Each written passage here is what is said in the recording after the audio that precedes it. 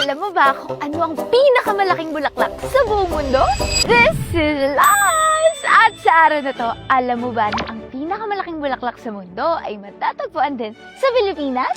Ito ay ang Rafflesia arnoldi. Kamakailan lang ay may nadiscovering Rafflesia sa Cantilan, Surigao del Sur sa loob ng Alabay Carpan Sep Watershed Forest Reserve. 49 centimeters ang diameter nito. Ay laki! Para mas ma-imagine mo, halos kasing laki ito ng gulong ng kotse. Oh, sa mga Pokemon fans dyan, naaalala nyo ba si Vileplume? Yung malaking bulaklak sa ulo niya, inspired yan sa Rafflesia.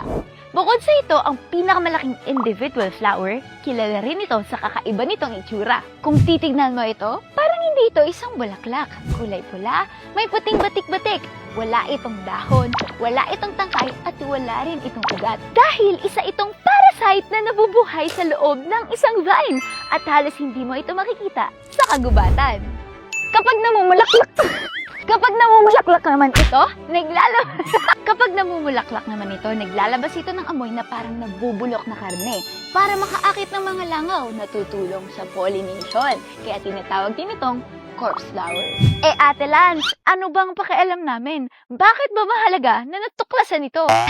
Grabe naman yung tanong na yan. Mahalaga ang discovery na ito dahil ang Rafflesia ay sobrang rare at nabubuhay lamang sa malulusog na kagubatan.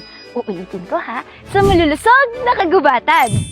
Ibig sabihin, ang discovery na ito ay isang sign na may mga bahagi pa rin ng ating kagubatan na may natatanging biodiversity na dapat nating protektahan. Kasalukuyang pinag-aaralan pa rin ng mga scientist kung ano ang eksaktong species nito, pero isa ang sure ako. Tayong mga tao ay parang Rafflesia din. Kapag sobrang lusog ng environment mo, asahan mo, doon ka mas magbo-bloom. Kaya ikaw na may choice, pumili ka ng tamang tao na papaligid sa'yo, ha? Ayan lang muna para sa araw na to. God bless!